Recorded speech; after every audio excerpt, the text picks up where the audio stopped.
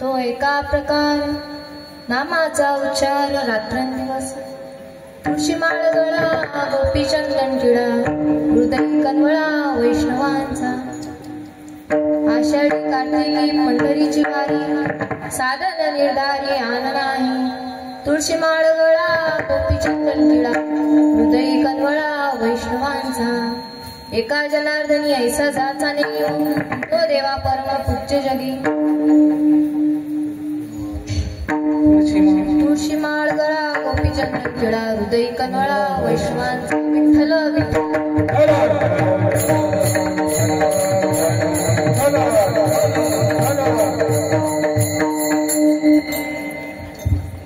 महायोग पीठे तटे भीमरथ्यं वरं पुंडलीकाय दातु मुनीन्द्रे समागत्यतिष्ठं तमानन्दगन्धं परब्रह्मलिङ्गं भजे पाण्डुरङ्गम्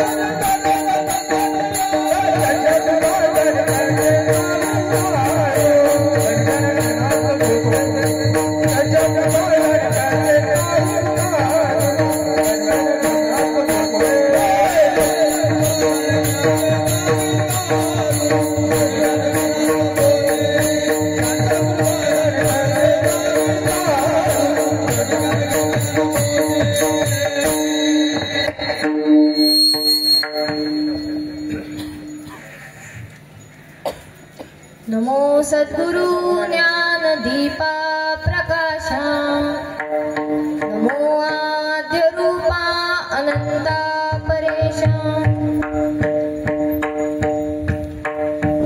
नमो मंगला मंगलद्वैतहारी नमो कृपे पूर्ण दोषा निवारी तुझे रूप ते पाहू दे विश्वव्यापी तुझी पाऊले शिवू दे ग्रामरूपी तुझे ज्ञान सर्वांतरी पसरू दे तुझा सत्य आनंद लोकी भरू दे ते खरे नाम निष्काम ही तुझी सेवा तुझे नाम निष्काम ती ग्राम सेवा झटू सर्व भावे करू स्वर्ग गावा ओम नमो सद्गुरु ज्ञान दीपा प्रकाशा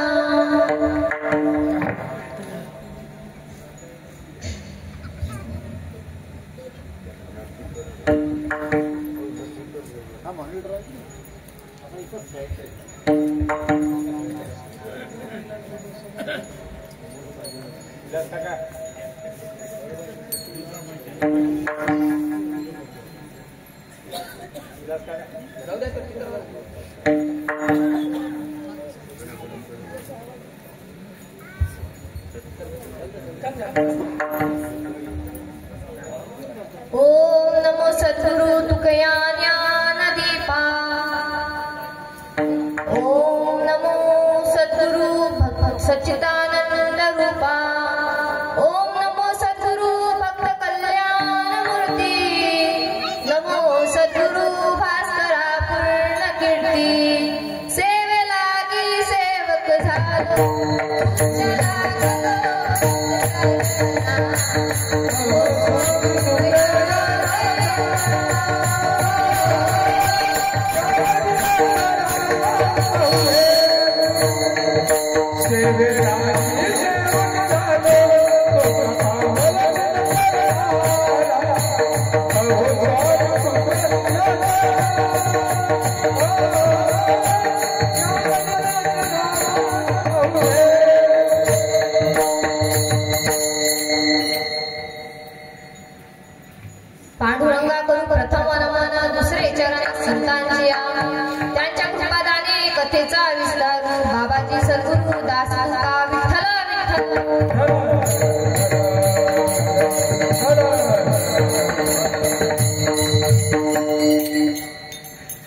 प्रस्तुत प्राप्त प्रसंगी प्राप्त वेळ कीर्तन रूपी सेवेकरता निवडलेला अभंग हा अखिल करुणालय गुरुनालय रुक्मिणी प्राण संजीवर जगधारक पंढरीचे परमात्मा ज्ञानियांचे राजे साधिकांचे मायबाप कैवल्य साम्राज्य तेजोनिधी असणारे अलंकापूर निवासी माझे ज्ञानोबा जे शांतही आहेत श्रीमंतही आहेत आणि संतही आहेत अशा तिन्ही पदव्याच्या महात्म्याला अगदी शोभून दिसतात असे पैठण निवासी माझे नाथ बाबा त्यांचा फार चरणाचा नसून अवघे 4 चरणाचा अभंग आज मी सेवेकरता निवडलेला आहे. विठ्ठल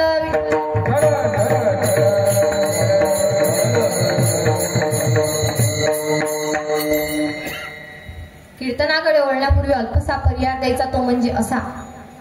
अनंत कोटी ब्रह्मांड नायक महाराजाधिराज योगीराज परब्रह्म सच्चिदानंद भक्त प्रतिपालक शेगाव निवासी समर्थ सद्गुरू श्री गजानन महाराज यांच्या कृपेने मी आज इथे उभी आहे.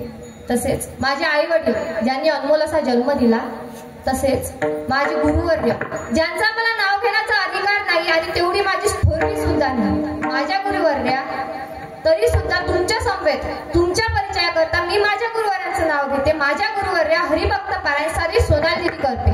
तसेच माझे आद्य गुरुवर्य विदर्भ गायक कोकिळा गजानन महाराज खोंड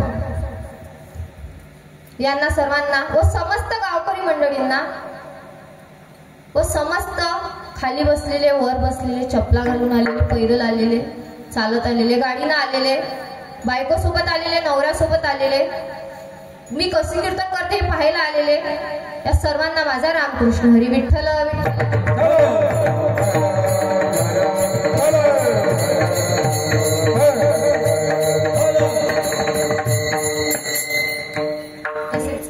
सालापात प्रमाण चालू असलेला हा ज्ञानेश्वरी पारायण सोहळा आणि श्री नरसिंह सद्गुरू स्वामी महाराज यांच्या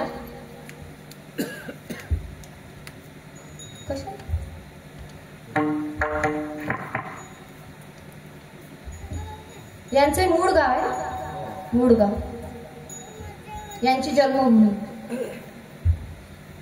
तसेच माझे मला साथ देणारे गायनाचार्य गुरुबंधू हरिभक्त पारायण श्री गोपाल महाराज ढाकोकणी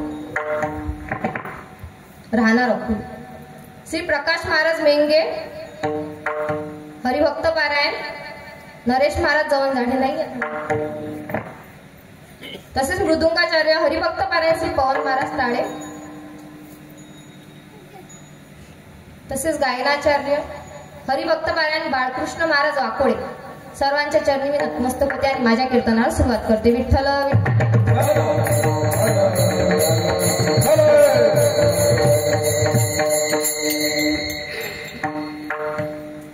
कीर्तन करण्याकरता आज जो मी अभंग निवडलाय तो पैठण निवासी नाथ महाराज. ज्या नाथ महाराजांना या समाजाने 3 पदव्या देऊन नाथ करावं. कोणत्या 3 पदव्या? पहिली म्हणजे श्रीमंतीची, दुसरी म्हणजे शांतीची आणि तिसरी म्हणजे संतत्वाची. किती श्रीमंत होते नाथ महाराज तर ऐका. नाथ महाराजांच्या काल्पनिक दृष्ट्या असं सांगितलं जातं की नाथ महाराजांच्या घरी 4 चोर चोरी करण्याकरता आले होते. किती चोर? 4 चोर चोरी करण्याकरता आले होते. तर त्या 4 चोरांनी क्विंटल सोनं उचललं. किती? क्विंटल सोनं उचललं. आणि क्विंटल सोनं उचलल्यानंतर पहिल्या चोराला दुसऱ्या चोरांनी, दुसऱ्या चोराला तिसऱ्या चोरांनी, तिसऱ्या चोराला चौथ्या चोरांनी असे ते सोन्याची गठ्ठी उचलून. मग असे उचलून दिल्यानंतर चौथा राहिला. मग चौथ्याला उचलून देणारा कोणी नव्हतं. मग चौथा राहिला म्हटल्यावर त्याला उचलून द्यायला कोण ना कोणी लागणार होतं. त्यांच्याच मागे नाथ महाराज उभे होते. त्या नाथ महाराजांनी पाहिलं त्याला सोनं उचलून देण्याकरता कोणीच नव्हतं. तर त्यांनी जेव्हा ते पाहिलं ते म्हणतात तू काळजी नको करू. नाथ महाराज त्या चोराला म्हणतात, चौथ्या चोराला म्हणतात तू काळजी नको करू, मी तुला सोनं उचलून देतो. तर एवढे श्रीमंत होते नाथ महाराज की त्यांच्या घरचं चोरी करण्याकरता जो चोर आला होता, त्यांच्या घरचं जे चोरी करून जो चोर लुटून देणार होता त्याला स्वतः नाथ महाराज म्हणाले की मी माझ्याच घरचं सोनं असून मी तुला उचलून देतो, एवढे श्रीमंत नाथ महाराज होते. दुसरी पदवी दिली ती म्हणजे शांततेची. किती शांत होते नाथ महाराज, तर ऐका. नाथ महाराज एकदा इंद्रायणीत स्नान करण्याकरता गेले. इंद्रायणी स्नान करून आल्यावर त्यांच्या अंगावर एक व्यक्ती थुंकला. तर थुंकल्यानंतर त्यांनी त्याला काही म्हटलं नाही. ते त्यांना राग आणून देण्याकरता थुंकला होता, पण त्यांनी नाथ महाराजांनी त्या युवकाला काहीच म्हटले नाही. इंद्रायणीत गेले आणि स्नान करून परत आले. परत तो युवक थुंकला. परत त्यांनी गेले आणि आंघोळ करून आले. असं त्या युवकाने सतत 108 वेळा केलं. किती वेळा केलं? 108 वेळा. तरी सुद्धा माझे शांती ब्रह्म एकनाथ महाराज रागवले नाहीत. त्यांनी तरी सुद्धा आंघोळ करून आले 108 वेळा. तर तो युवक आखरी नतमस्तक झाला की महाराज, मी तुम्हाला राग आणण्याकरता एवढे प्रयत्न करतोय, तुम्हाला राग का बरं नाही येत? तर तो म्हणते, एकनाथ महाराज म्हणतात की तू मला राग आणून द्यायचा प्रयत्न करतोयस, पण मला राग का बरं नाही आला? तर तुझ्यामुळे माझं इंद्रायणीत 108 वेळा स्नान झालं. हे नाथ महाराजांचं म्हणणं. एवढे शांत होते ते. आणि किती मोठे संत होते. का दिली संतत्वाची पदवी? तर ऐका. श्रीखंड्या चंदन, श्रीखंड्या चंदन, श्रीखंड्या चंदन,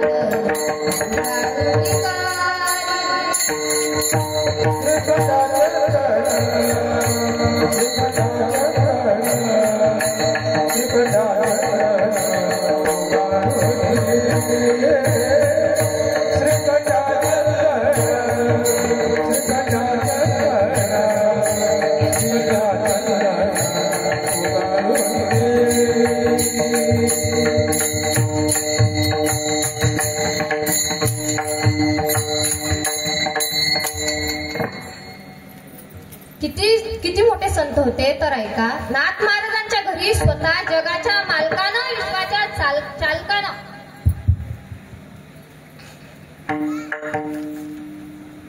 नाथ महाराजांच्या घरी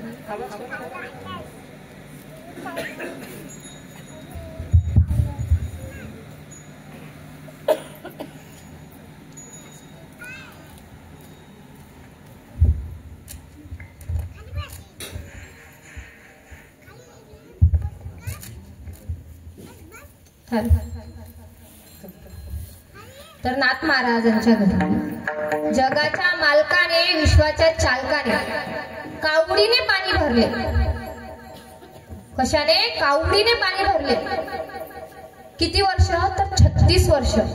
जगाच्या मालकाने नाथ महाराजांच्या घरी 36 वर्ष कावडीने पाणी भरले. कसे? कावडीने पाणी ज्या घरी चंद्रपाणी वाहे,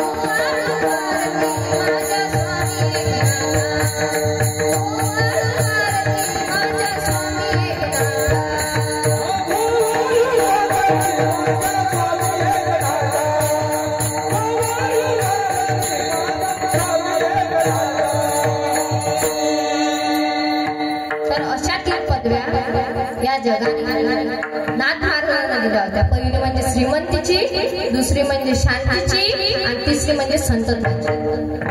त्या महात्म्याला त्या अगदी शोभून दिसायच्या, कारण ते होते त्या योग्य. अशा नाथ महाराजांचा आज अभंग आपण सेवेकरता निवडलेला आहे. विठ्ठल विठ्ठल.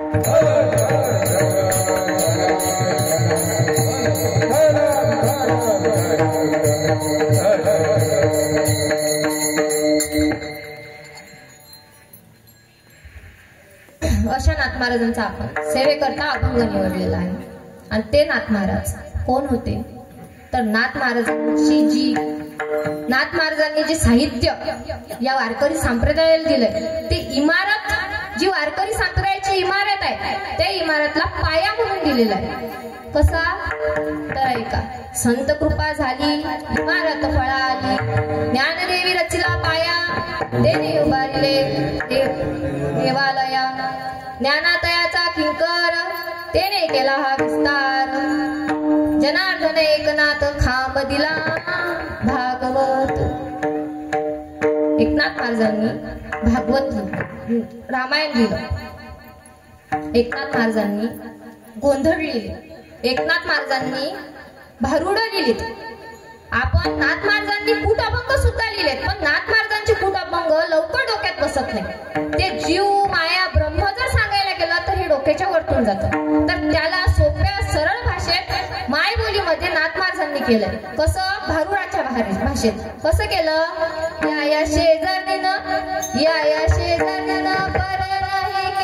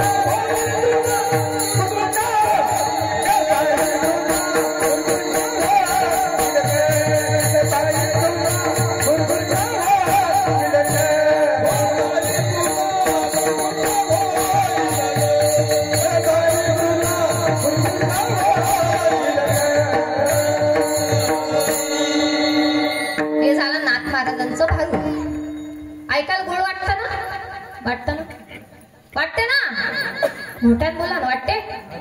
ऐकायला हे गोड वाटते. त्यांचं जर जीव माया ब्रह्म जर सांगितलं तुम्ही तर झोपचा म्हणजे पुढचं. आताच मी एवढं भारून म्हणते तर तुम्ही हो नाही नाही नाही काहीच नाही म्हणत आहे. जर मी जीव माया ब्रह्म जर सांगितलं तर मग काही खरंच नाही. लक्ष देऊन ऐका कीर्तन. तर हे भारुड म्हणजे या इमारतीला जो पाया दिलाय तो कोणी दिलाय? नाथ महाराजांनी दिलाय. हे भारुड नाथ महाराजांनी लिहिलंय. असं जर आपण रात्रभरी चालवलं चालते. भारुड म्हटलं भारुड ऐकाच वाटते ते. तर ही भारुड नाथ महाराजांनी लिहिली. तर नाथ महाराज आपल्याला देवाची आवड सांगतात. या अभंगातून देवाची आवड सांगतात. मग देवाची आवड सांगण्या अगोदर देवाचा स्वभाव माहीत असायला हवा. मग आता देवाचा स्वभाव कसा आहे? संत सांगतात, घेसी तेव्हा देसी ऐसा असी उदार. म्हणजे जेव्हा घेईल तेव्हाच देईल, त्याच्याशिवाय देणार नाही. हा देवाचा स्वभाव आहे. तुमचा आमचाही तोच स्वभाव आहे ना? तुमचा आमचाही तोच स्वभाव आहे. छोट्या बाळाचाही तोच स्वभाव आहे, शहाण्या माणसांचाही तोच स्वभाव आहे आणि माझ्या देवाचाही तोच स्वभाव आहे. कसा? तर तुम्हाला मी दृष्टांत सांगते. एक छोटस बाळ असते, छोटस 3-3.5 वर्षाचं. गोंडच दिसतं ते, एकदम गोरं गोरं असतं, गोरं असतं, गारशे गारशे डोळे असतात त्याचे, त्या कुरडे केस असतात. त्याला पाहून आपल्याला वाटते की त्याचा लाड करा. वाटते ना? बोला ना काहीतरी. वाटते ना? वाटते. असं जवळ बोला आणि त्याचा लाड करा. वाटते की नाही? आपण त्याला इकडे बोलवलं ती कुकडे जाते, तिकडे जाते. त्याला इकडे बोलवा तो कुठे जाते, तिकडे जाते. ऐकते काय? नाही. पण आपल्याला त्याचा लाड करायचा असतोच. आपल्याला त्याचा लाड येतोच. कोणतं ते छोटं दिसायला चांगलं असतं ना. मग आपण त्याला आवाज देतो तेव्हा ते येत नाही. मग त्याला आपण 1 रुपया दाखवतो. काय दाखवतो? 1 रुपयाने चॉकलेट दाखवतो ना. त्याला दाखवलं की त्याला बाळ हे घे आणि मला लाड करून दे म्हणतो ना. ते पटकन पळत येतं, हातात रुपया घेतं आणि आपल्याला लाड करून देतं. म्हणजे काय समजलं याच्यातून? घेसी तेव्हा देसी ऐसा असी उदार. म्हणजे ते छोट्या बाळाचंही तेच आहे, आपल्या मोठ्या माणसांचंही तेच आहे. नाहीतर घेऊन जा तुम्ही बाया, घेऊन जा वावरात निंदायला.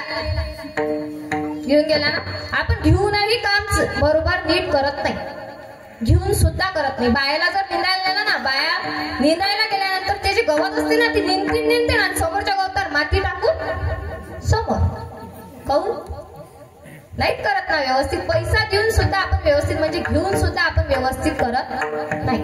तसाच माझ्या देवाचा स्वभाव आहे की तो घेईल तेव्हाच देईल. त्याची भक्त होती, खूप प्रेम करायची त्याच्यावर, खूप जास्त प्रेम करायची.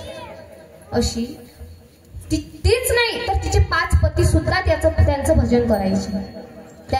तिच्या पतीची केस सुद्धा त्यांचं भजन करायची. अशी 5 पतींची पत्नी, नाव तिचं द्रौपदी, अशी ती भजन करायची. मेरो राधा रमन गिरिधार, मेरो राधा रमन गिरिधार,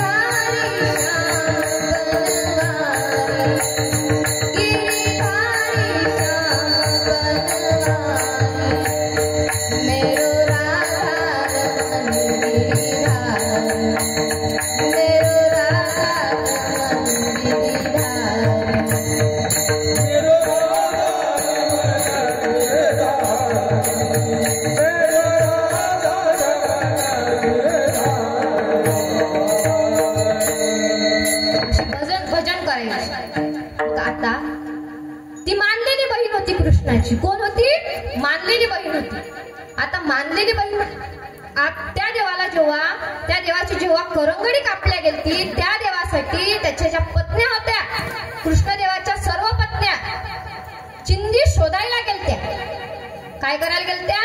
चिंदी शोधायला गेलत्या. पण जी मानलेली बहीण होती तिने आपल्या पदराची चिंदी करून त्या देवाच्या बोटाला बांधली.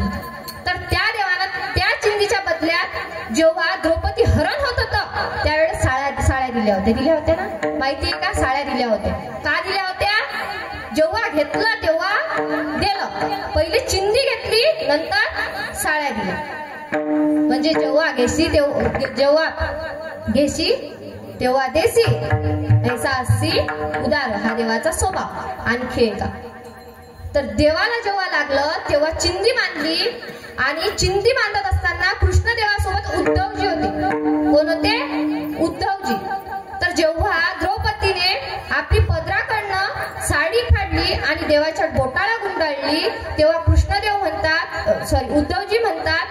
उद्धवजी म्हणतात की द्रौपदी तुम्हाला शास्त्र माहिती नाही का? द्रौपदी तुम्हाला शास्त्र माहिती नाही का? त्या म्हटलं माहिती आहे ना. काय सांगते शास्त्र? काय सांगते? शास्त्र सांगते की सौभाग्यवती स्त्रीनं आपल्या डोक्यावरचा पदर खाली पडू द्यायचा नसतो. आहेत ना पदर? आहेत ना? सर्वांच्या डोक्यात पदर ठेवत जा. सौभाग्यवती स्त्रीनं डोक्यावरचा पदर खाली पडू द्यायचा नसतो आणि पदराकडनं चिंदी फाडायची नसते, असं उद्धवजी द्रौपदीला म्हणाले. द्रौपदी म्हणाली मला माहिती आहे ते, पण या देवा पुढे गेलं की मला काही भानच राहत, करू तरी काय? तेव्हा कृष्णदेव सुद्धा म्हणतात की द्रौपदी ताई, तुम्ही पदराकडनं चिंदी फाडायची नव्हती, पदर फाडायचा नव्हता. तुमची एवढी मागा मोलाची साडी आहे, देवाला बघायचं होतं की काय म्हणतात द्रौपदी ताई. पदराकडनं साडी फाडायची नव्हती, तुमची मागा मोलाची साडी आहे, एवढी साडी फाडायची नव्हती. तेव्हा द्रौपदी ताई म्हणतात यदि काम आए आपके तो काढ़ दो न सको. यदि काम आए आपके तो काढ़ दो न सको. ये तो साधारण से धागे, ना दुल्हा के भागे ना दुल्हन के जोडे. काय तयारी होती त्यांची? एवढी तयारी होती, एवढा प्रेम करत होत्या त्या म्हणत होत्या जर तुमच्या कामात यायचं असेल तर आम्ही आमच्या अंगातला नसा काढून तुमच्या बोटाला गुंडाळू. हे तर साधे धागे आहेत. एवढी तयारी होती, एवढं प्रेम होतं त्यांचं. ते झाल्यानंतर ते म्हणाले ठीक आहे. एक वेळ दुर्वासा संकट आलं द्रौपदीताईंवर जेव्हा संकट आलं तेव्हा कृष्णदेवाचा धावा केला द्रौपदीताईंनी. कृष्णा धावरे लवकरी, संकट पडिले भारी, हरी तू आमचा निवारी. आली असं जेव्हा संकट आलं तेव्हा बोलावलं कृष्णदेवाला. कृष्णदेवानी जेवतं ताट लोटलो आणि द्रौपदीच्या हाकेला धावून गेले. जेव्हा कृष्णदेव धावून गेले तेव्हा द्रौपदी ताईला विचारलं, काय झालं द्रौपदी ताई, एवढ्या रात्री का बरं मला बोलवलं? देवा, तू ब्राह्मणांना जीव घालायचंय, घरात अन्न नाही, काय करू आता मी, काहीतरी सोय कर. तेव्हा देव म्हणतो, माझ्याच पोटात आग पडली आहे, तुला कुठून मी अन्न देऊ? माझ्याच पोटात आग पडली आहे, तुला कुठनं मी अन्न देऊ? तेव्हा द्रौपदताई म्हणतात, आता अडचणीच्या वेळेला तू अडचण करू नकोस, अडचणीच्या वेळेला तू अडचण करशील तर माझं कसं होईल? तेव्हा देव म्हणाले, भगवान परमात्मा म्हणाले की आधी तू मला खायला दे, नंतर मी तुला देतो. तर ताटाला भाजीचं पान चिटकलेलं होतं, मेथीची भाजी, पालक हे ते असते ना, असं भाजीचं पान चिटकलेलं होतं ताटाला. तेच घेतलं आणि कृष्णदेवाच्या तोंडात टाकलं. तेव्हा त्यांनी त्या ब्राह्मणाला जीव घातला. याचा अर्थ घेसी तेव्हा देसी तैसा असी उदार. एवढंच नाही तर एका ताटात जेवायचे, एका आंघोळीत आंघोळ, एका बकेटीत आंघोळ करायचे, एका अंथरुणात झोपायचे, एका गुरुची विद्या घ्यायचे. असे दोन मित्र होते, एक त्याचं नाव कृष्णदेव आणि दुसरे त्याचं नाव सुदामा ब्राह्मण. सुदामा ब्राह्मण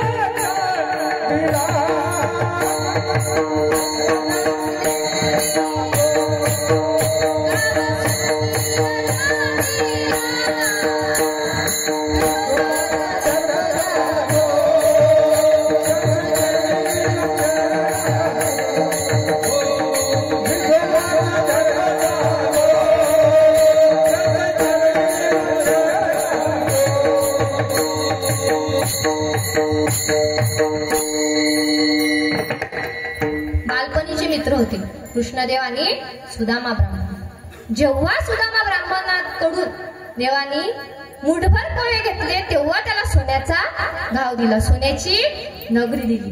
म्हणजे घेशी देवा देसी ऐसा अस्सी उदार.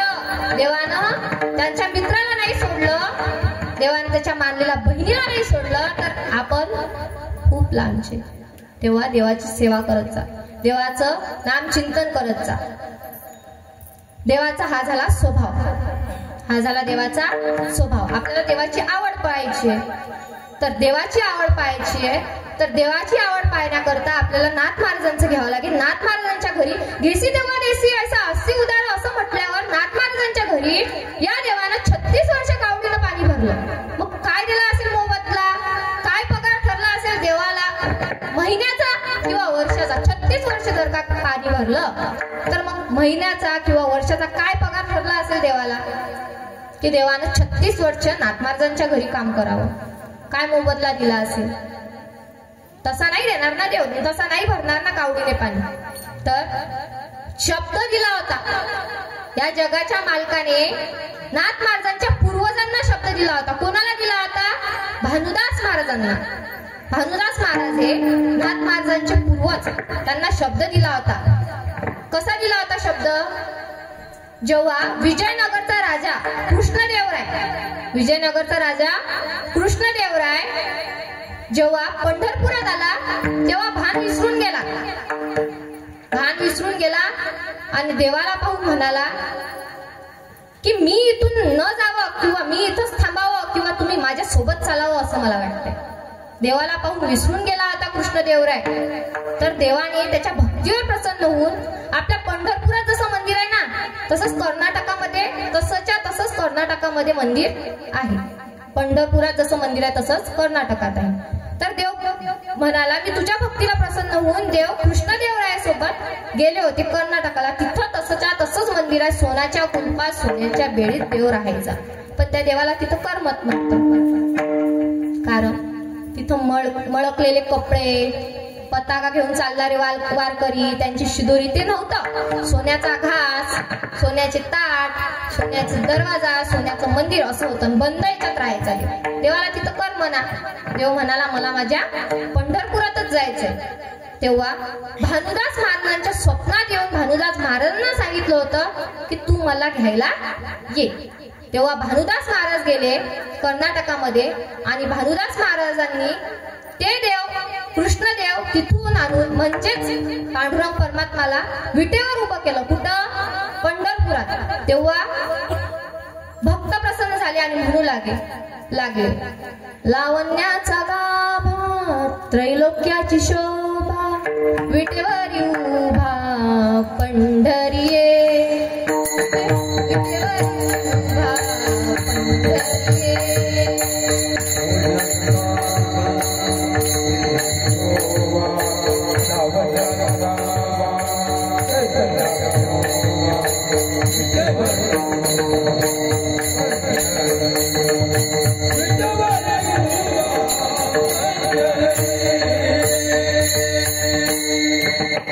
सर्व भक्त आनंदित झाले होते आणि म्हणू लागले होते की लावण्याचा गाभा त्रैलोक्याची शोभा विटेवरी उभा पंढरी.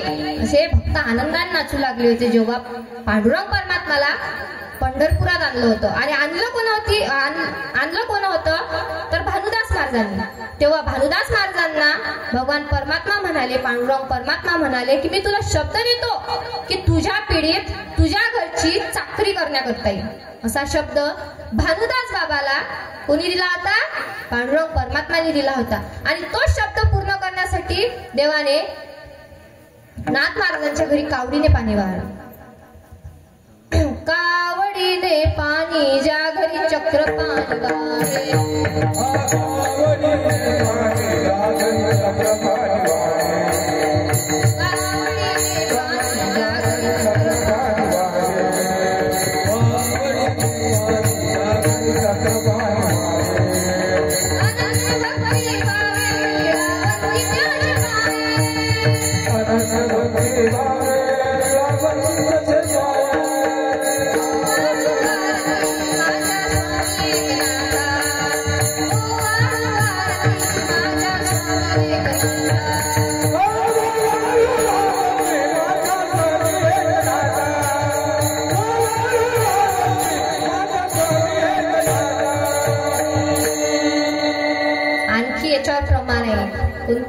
द्वारकेची मूर्त द्वारकेची मूर्त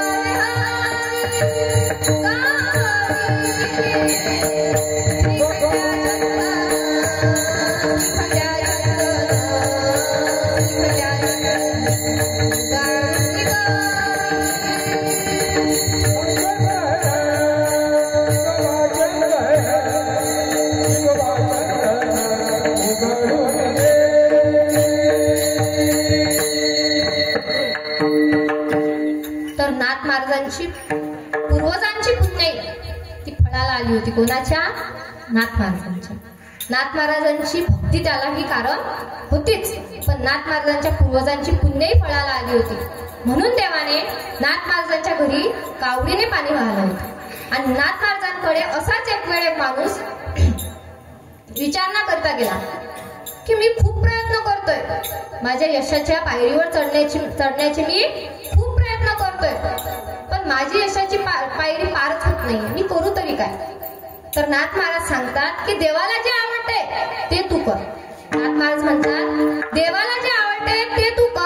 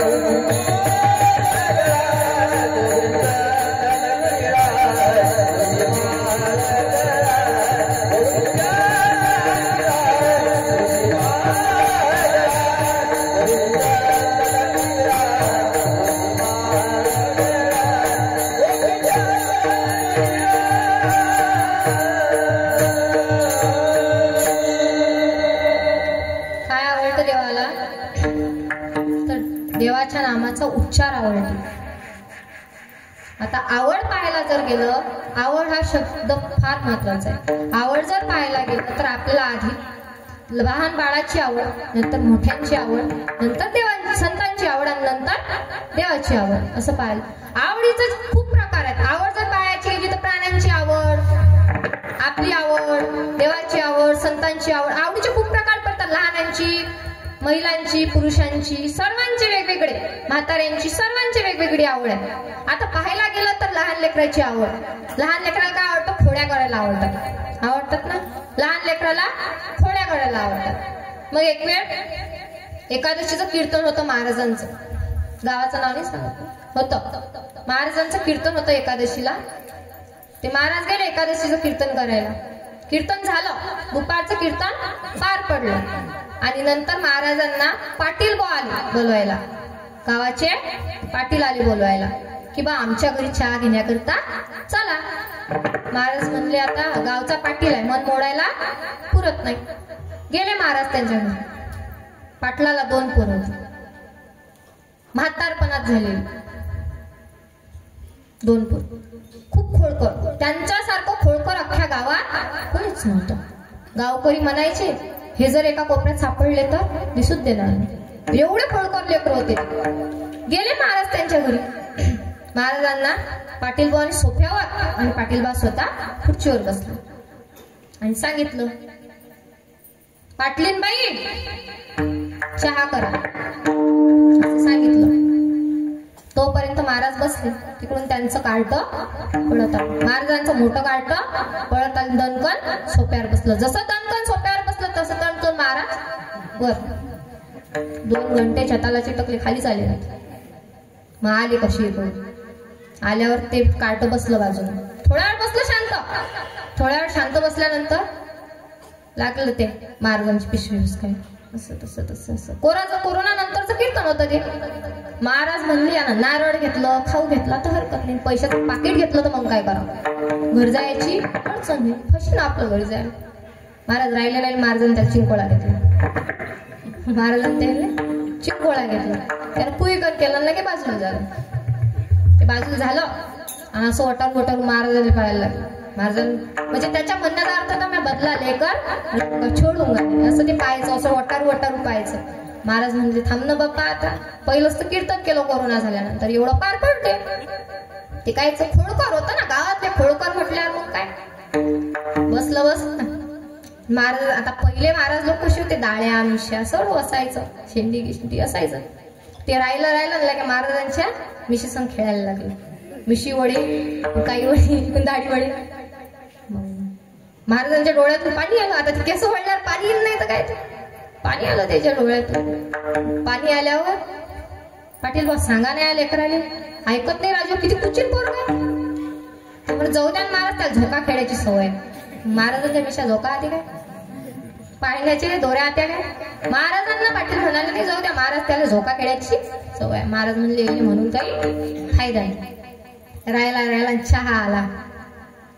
चहा घ्यायला महाराजांनी पुराचा पुरा कप बशीत होतला, बशीत कप होतला, आणला की चहा प्यायला लागला. महाराजांनी अशी बशी तोंडाला लावली, इकडून महाराज पिऊन राहिले, तिकडून पोरगा आला.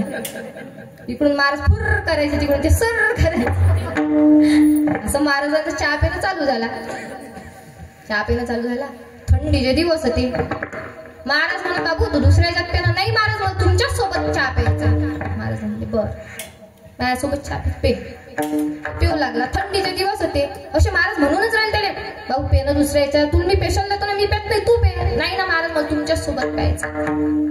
बोलता बोलता त्या चहाची वाफ गेली त्याच्या नाकात. थंडीचे दिवस होते. चालू होती सर्दी. ती सर्दी होती पिकेल. त्यानं केलं रंग एक झाला बशीचा. महाराजला ती बशी घेतली आणि टळकन महाराज म्हणाले, का पाटील बा, हे सोन्यासारखे लेकरू कोणाचे, हे सोन्याचं लेकरू कुणाचं आहे. पाटील बाबाचं जसं सोन्यासारखं लेकरू म्हटलं तसं तटकन शर्टाची बटणं तुटल्या, छाती उघडायली. काय तो सोन्याचं लेकरू. पाटील बाबा म्हणाले, महाराज तुमच्या कृपेनं आमचीच आहे.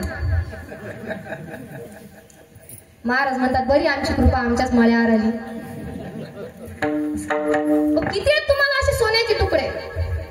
पाटील बाबा म्हणतात, महाराज फक्त 2. मग एक इथं आहे ना दुसरा कुठं आहे. महाराज बाहेर तुमच्या बुटात पाणी टाकतो. एवढे कुचित काटते होते विठ्ठल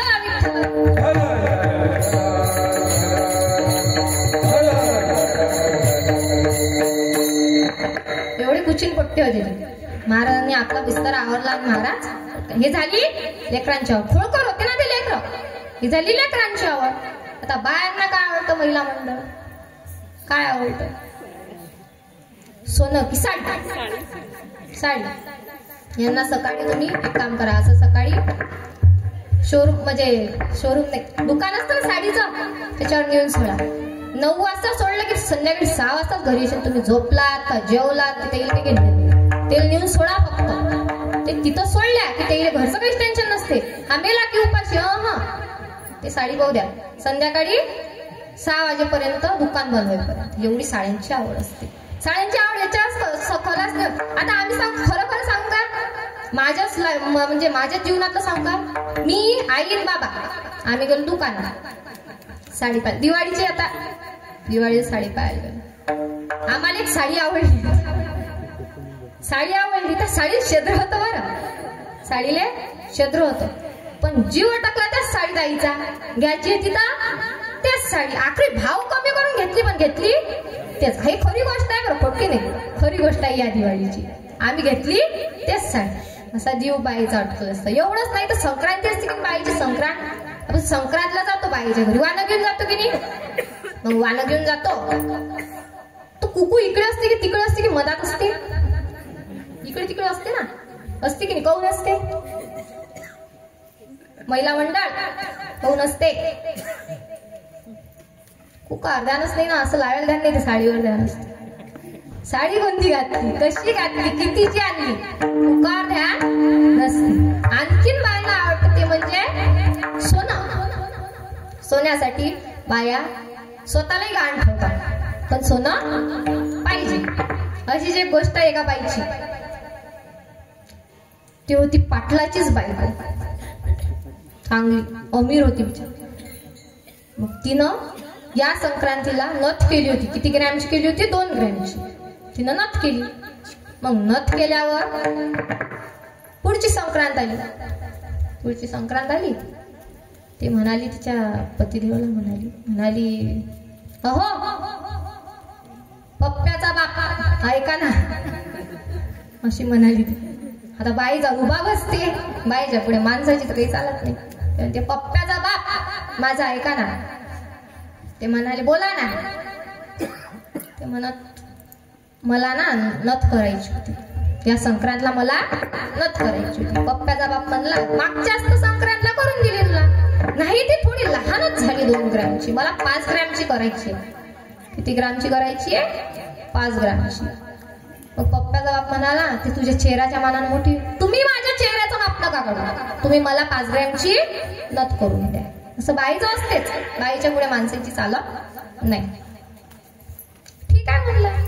आता इथं कापूसच काढला, कापूसच वेचला. मग एवढा मजुरीला पैसा लागते, एवढा लावायचं काम नाही, हेच काढते पुढच्या वर्षी कापूस, यापेक्षा हिलाच नथ घेऊन जाईल पुरते असा विचार केला त्यानं.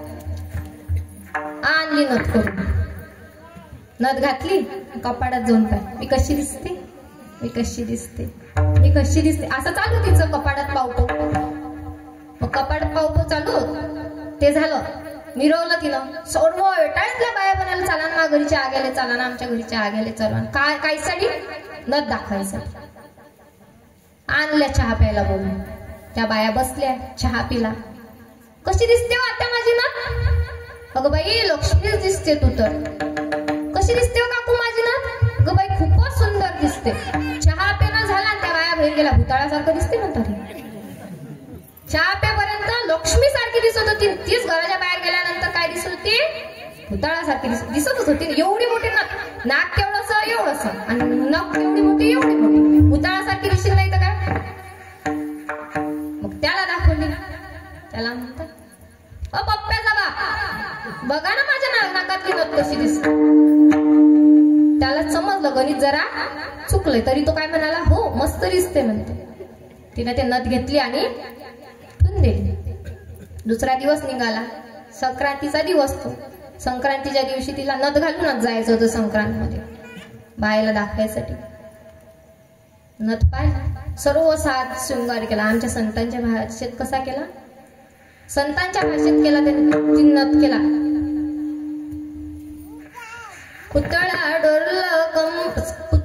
डोरलं पैजण साखळ्या कमरेला कंबरपट्टा. पुतळ्या डोरलं साखळ्या पैजण कमरेला कंबरपट्टा.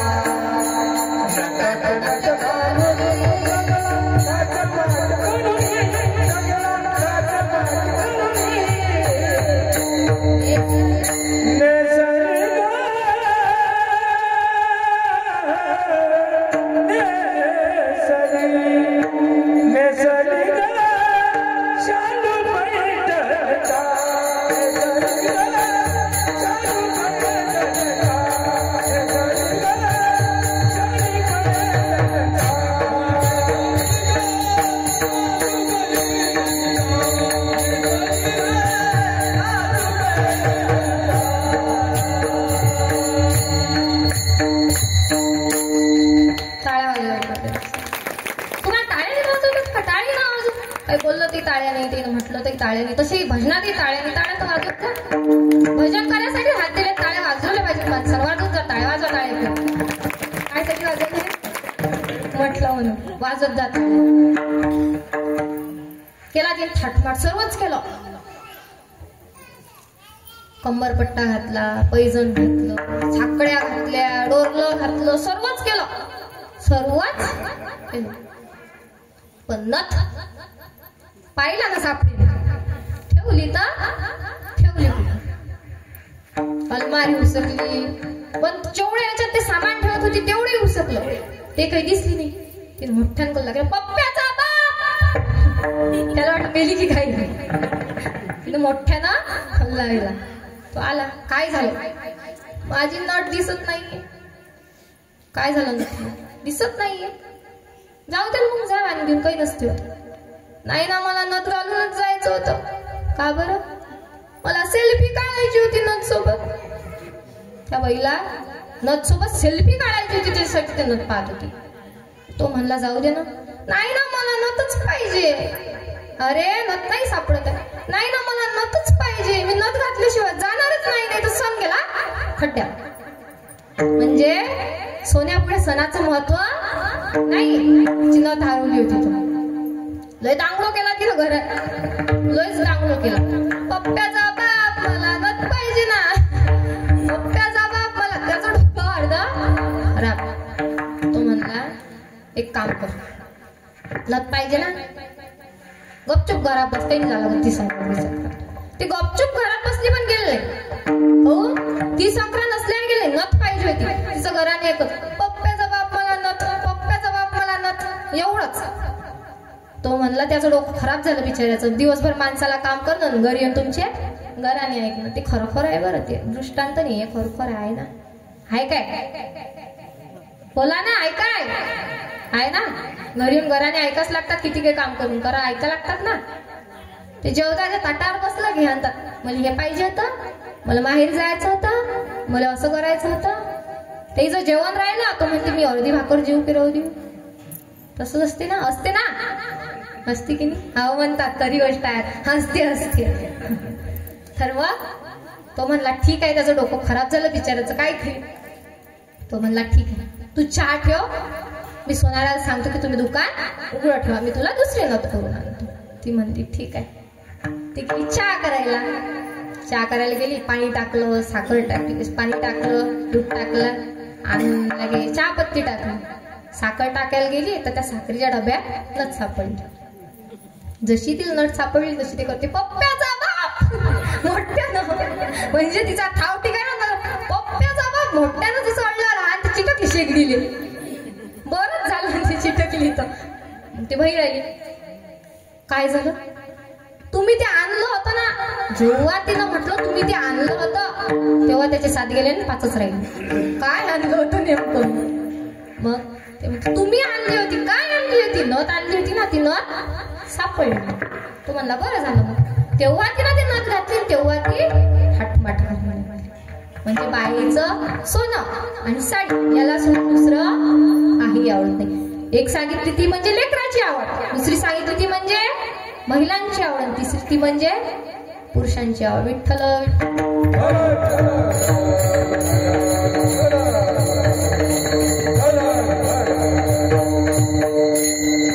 आता पुरुषांना काय आवडतं? तर ऐका, पुरुषांना आवडतो पैसा.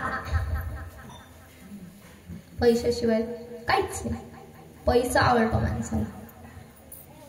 तर शायराने सांगितलंय, खूप चांगल्या पद्धतीने सांगितलंय, आदमी धन के पीछे तब तक भागता है, आदमी धन के पीछे तब तक भागता है जब तक उसका निधन नहीं हो जाता. ही गोष्ट खरी की खोटी आहे ना? खरी. जोपर्यंत माणूस मारत नाही तोपर्यंत त्या धनाचं लालसा सोडत नाही. तर अशीच गोष्ट आहे, धनाची आवड असते माणसाला. एक शाळा आणखी सांगतात, धन जोडावे ते कसं जोडावे? उत्तम व्यवहाराने जोडावे. हे प्रमाण जोडून या धना उत्तम व्यवहारे.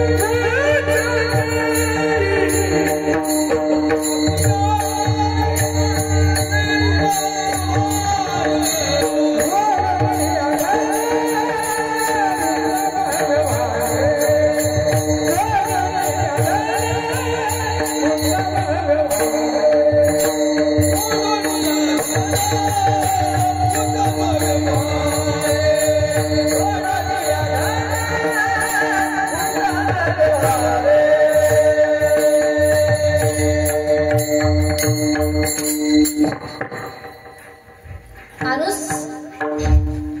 धनाच्या मागे धावतो. माणसाला हे माहित असतं की आपला जन्म कशावर होतो? खाटावर. कशावर होतो? खाटावर. लग्न कशावर होते? पाटावर. मरतो कशावर? घाटात. तरी आयुष्यभर लक्ष फक्त नोटावर. माहित असते माणसाला की आपला जन्म होतो खाटावर, लग्न होते पाटावर, जीव जातो घाटावर आणि आयुष्यभर लक्ष फक्त नोटावर. माणसाला एवढं माहीत असून सुद्धा माणूस फक्त आणि फक्त पैशांच्याच मागे धावतो. झाली माणसांची आवड. माणसांची आवड झाल्यावर आपल्याला संतांची आवड बघायची होती. संतांची आवड कोणती? संतांना पैसा आवडत नाही, संतांना धन आवडत नाही. संत कशा करता येतात? तर संत हे आपल्या कल्याणासाठी येतात. जगाच्या कल्याण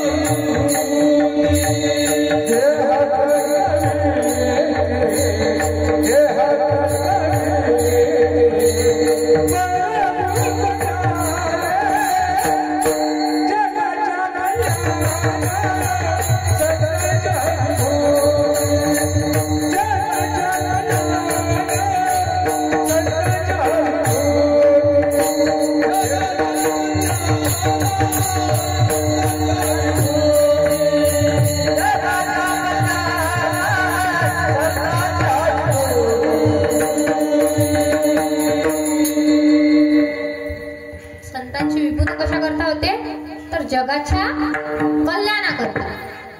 त्यांना जो जीव वाम मार्गावर भटकतो ना, त्याला चांगल्या मार्गावर आणण्याचं काम हे संत करतात. कसं? तर एक दृष्टांत आहे. संतांना पैशाची धनाची आवड नाही. कधी न ऐकलेला दृष्टांत. शिवाजी महाराजांनी नजराणा पाठवला होता तुकोबारायांकडे. शिवाजी महाराजांनी नजराणा पाठवला होता तुकोबारायांकडे. तुकोबाराय जेव्हा आंघोळीला जातात, ज्या नदीत तुकोबाराय आंघोळीला जातात, तेव्हा त्या शिळेवरती, शिळा आहे ना, शिळा मंदिर आहे तुकोबारायांचं, माहिती का? आहे ना. त्या शिळेवरती ते आपला पंजा, आपला चिपड्या आणि आपला विणा काढून ठेवायचे. त्यांच्या गळ्यात असायचं किंवा त्यांच्या हातात चिपडा असायच्या, ते काढून ठेवायचे आणि आंघोळीला जायचे. तर हे शिवाजी महाराजांनी बघितलं. आता शिवाजी महाराजांना वाटलं की या कलियुगातला संत किंवा या कलियुगातले पुरुष एवढेही समजदार नसतील किंवा एवढेही वफादार नसतील, त्यांना लालच अशीनच पैशांचा, असं शिवाजी महाराजांना वाटलं. जेव्हा शिवाजी महाराजांना असं वाटलं तेव्हा शिवाजी महाराजांनी प्लॅन केला होता. तेव्हा शिवाजी महाराजांनी प्लॅन केला होता. जेव्हा तुकोबाराय आंघोळीला जातील तेव्हा तुकोबारायांच्या कपड्यांखाली आपण मोहरा ठेवायच्या. हा शिवाजी महाराजांचा प्लॅन ठरला. शिवाजी महाराजांचा प्लॅन तसाच. दुसऱ्या दिवशी सकाळी तुकोबाराय आंघोळ करण्याकरिता गेले. आपले कपडे काढून ठेवले आणि आंघोळ करण्याकरिता स्नान करण्याकरिता गेले. आपले जेव्हा तिथं कपडे काढून ठेवले होते त्यांच्या खाली शिवाजी महाराजांनी मोहरा ठेवला. तुकोबारायांचं स्नान करून झालं. तुकोबाराय आले आणि आपला पंजा उचलला, आपल्या चिपळ्या ताळ उचललं. त्यांना त्या मोहरा दिसल्या, पण त्यांनी त्या बाजूला सरकवल्या. त्यांनी त्या बाजूला सरकवून आपला पंजा घातला, आपले कपडे घातले आणि चालते झाले. रोज तुकोबाराय त्या शिळेवरती बसून भजन करायचे. आंघोळ झाल्यानंतर ते भजन करायचे. पण त्या दिवशी भजन न करताच ते चालले होते, निघाले होते ते. तेव्हा त्या शिळेला वाचा फुटली होती. शिळा कोणती? पायरी. शिळा म्हणतो आपण, शिळा म्हणतात त्याला तिकडे. त्या शिळेला वाचा फुटली होती. ती शिळा काय म्हणत होती? तुकोबारायांना शिळेने आवाज दिला होता की का हो महाराज, रोज तुम्ही या शिळेवरती बसून भजन करता, आज नाही करणार का?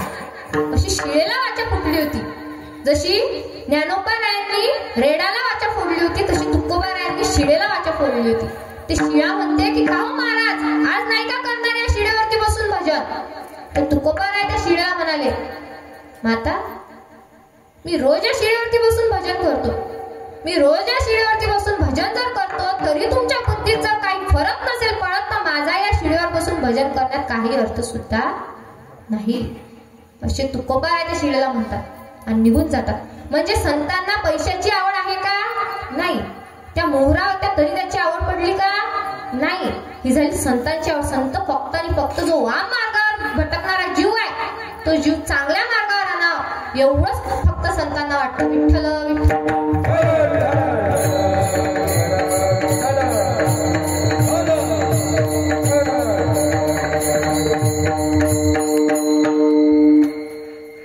असं तुकोबाराय म्हणाले होते जेव्हा शिवाजी महाराजांनी नजराणा पाठवला होता तेव्हा.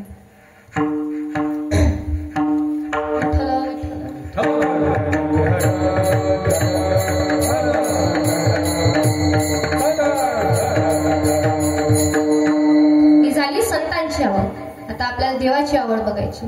ती झालं प्रथम चरणात. दुसऱ्या चरणात आपल्याला देवाची काय आवड आहे हे बघायचं आहे.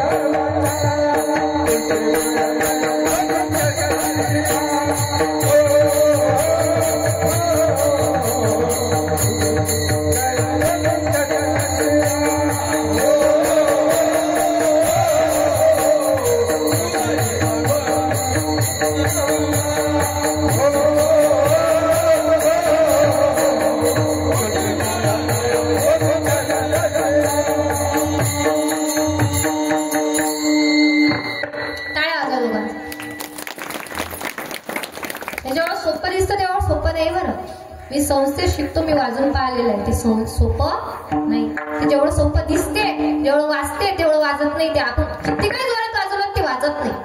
त्याची कला आहे. कलाकाराची कदर करत जा जरा. किती काही कीर्तनकार भेटतील पण पक्वाज वाजवणारे भेटत नाही. टाळ्या वाजवा त्यांच्यासाठी. काय आवडतं आणखी देवाला? तर देवाला आवडतं तुळशी माळ गळा, गोपी चंदन किळा. कोणाकोणाच्या गळ्यात माळा थारू हात वर कर.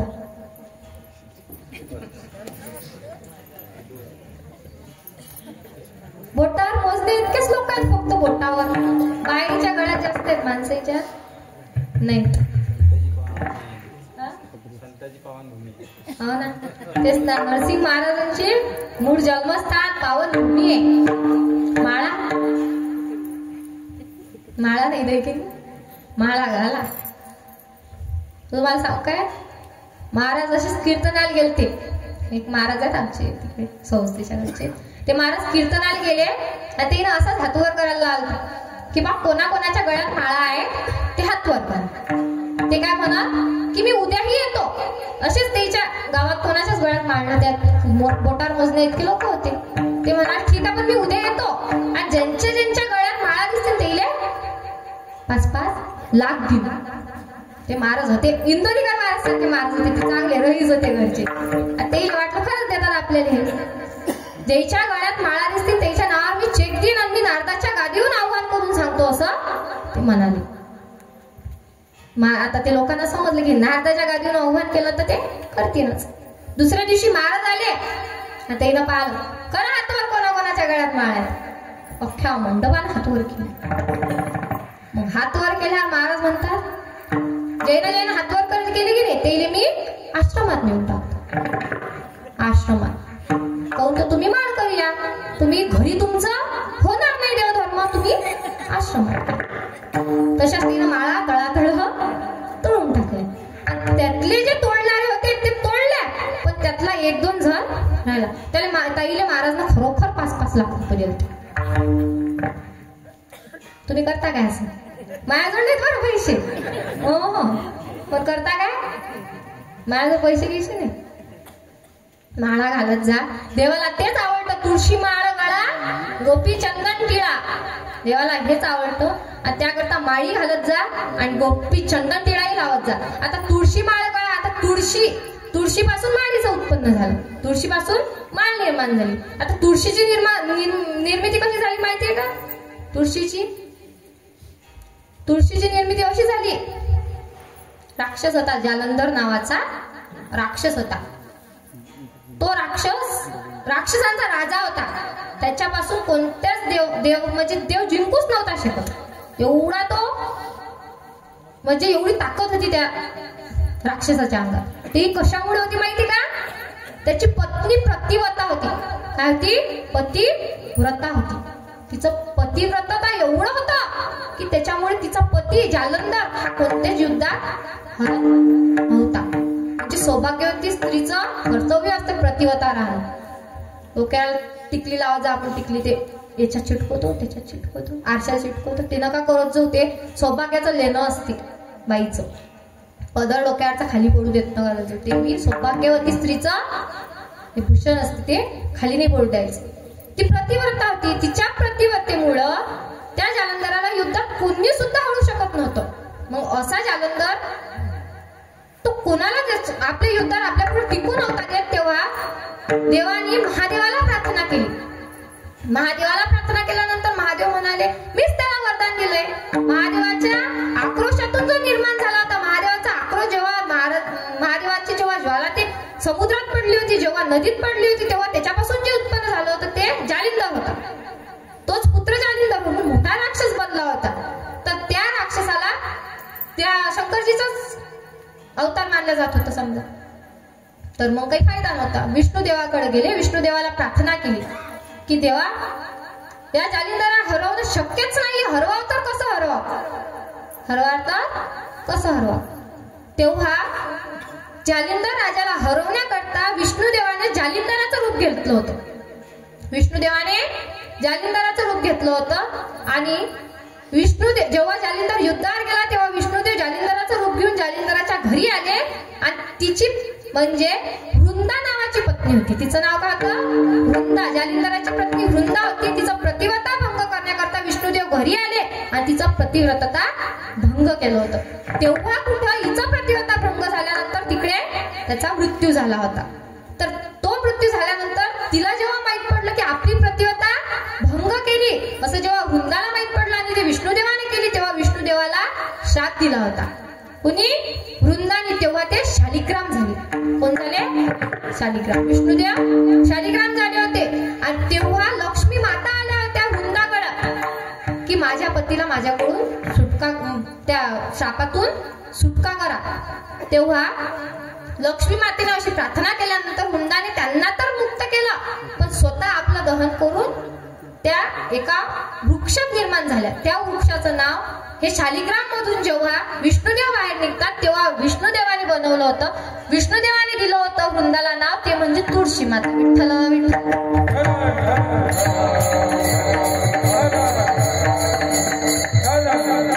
अशी तुळशीची निर्मिती झाली होती. म्हणजे हे विष्णुदेवाने केली होती. विष्णुदेवाने सांगितलं होतं की जेव्हा कदाचित माझं पूजन केलं जाईल, माझ्या पूजनाच्या आधी तुळशीचं, आपण तुळशीचं पूजन करतो, तुळशीला झाड समजण्याचं चुकी अजिबात करायची नाही. तुळशीला जो सकाळी पाणी घालीन की नाही, तुळशीला अजिबात झाड समजू नये, गायला जनावर समजू नये माणसाला, कारण की तुळशीत खूप ताकद आहे. आता एक वेळ कृष्णदेवाला जेव्हा सोन्याच्या मापात तोललं जात होतं ना, ते जेव्हा तोललं जात असताना त्यांचं कितीकही त्यांच्या इकडच्या साईडनं सोनं टाकल्यानंतर तिकडच्या साईडनं कृष्णदेव वर जातच नव्हते. इकडच्या साईड इतकं सोनं टाकलं होतं, आखरी रुक्मिणी मातेचं सोनं टाकलं. पण राधेला जेव्हा समजलं की हे कशानं होते, तर राधाने एक तुळशीचं पान तोडून आणलं होतं आणि इकडल्या तोडल्यावर टाकलं होतं. तेव्हा कुठे कृष्णदेव वरती गेले होते. म्हणजे तुळशीच्या पानाचं एवढं महत्व आहे. अख्खे तुळस आपल्या दारास असते, तुळशीची पूजा करत जा. विठ्ठल विठ्ठल.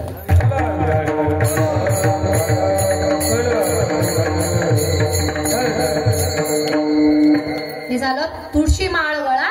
हे झालं तुळशी माळ गळाचं. म्हणजे तुळशीची माळ गळ्यात घातली पाहिजे, घालत जा.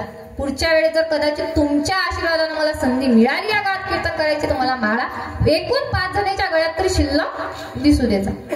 तुळशी माळ गळा. गोपीचंदन टिळा. गोपीचंदनाचा टिळा हा कपाळाला असायला पाहिजे. इथं आता काहीच नाही.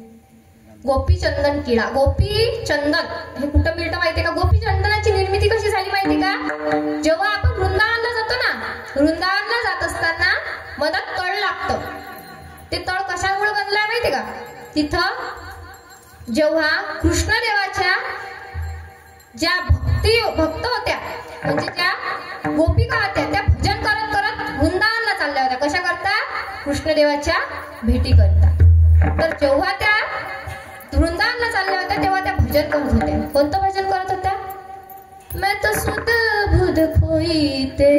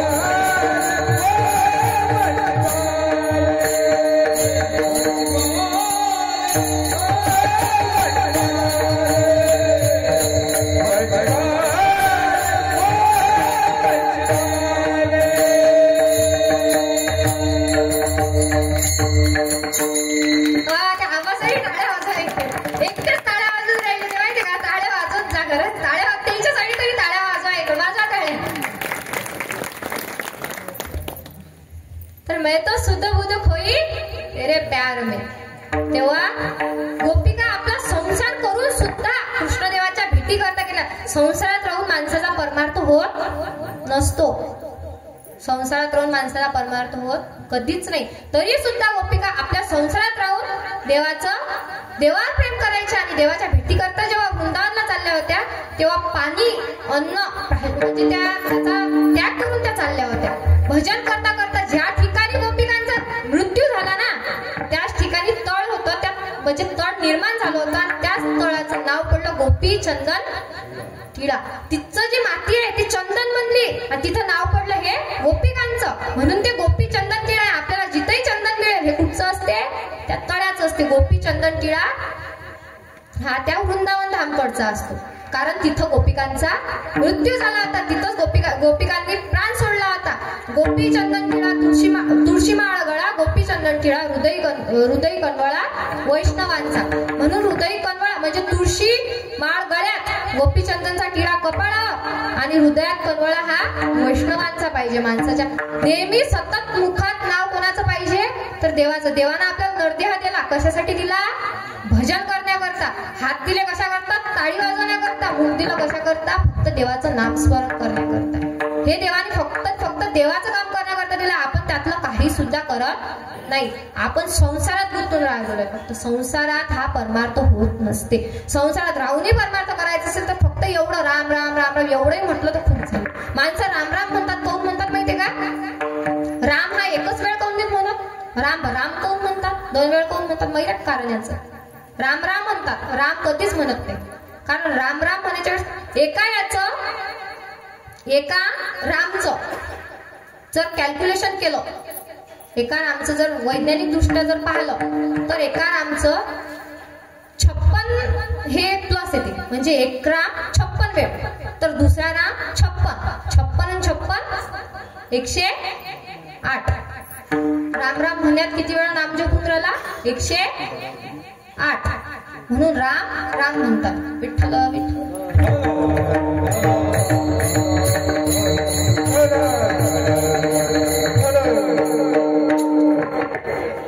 तुळशी माळगळा, गोपीचंदन टिळा, हृदय कनवळा वैष्णवांचा. याचा हा अर्थ झाला. आपली वेळ झालेली आहे. पुढचं तुम्ही संधी द्याल त्यावेळेस मी नक्की कीर्तन करेन. आणि मी किती चरण सोडवले? 2 चरण सोडवले. पुढचे चरण तुम्ही संधी देसाल त्यावेळेस. विठ्ठोबा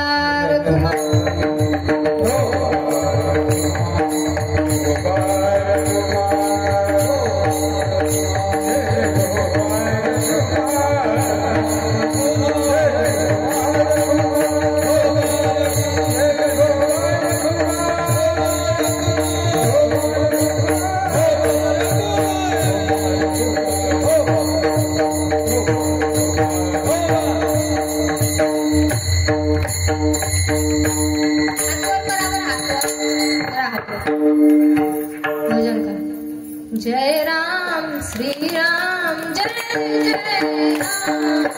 जय राम श्री राम जय राम जय जय राम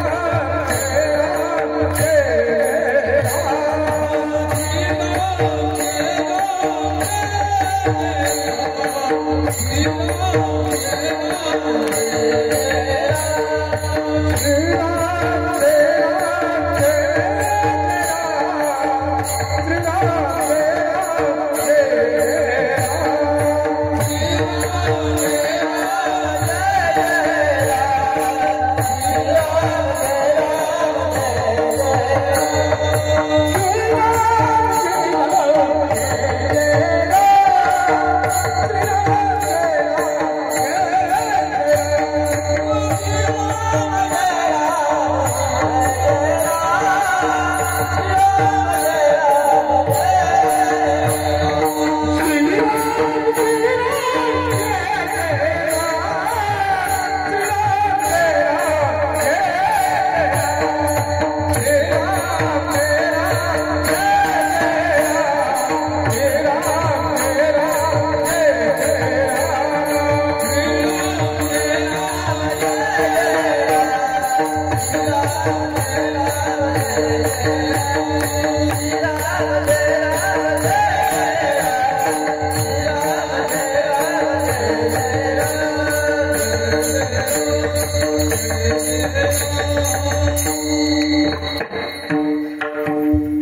चुकीनं माझ्याकडून नाव व्यासपीठाचे नेतृत्व हरिभक्त पारायण उद्धव महाराज उलट चुकीनं माफ झाला महाराज गेले महाराज गेले पण माझ्यामुळे चुकी राहिलं होतं ना. विठ्ठल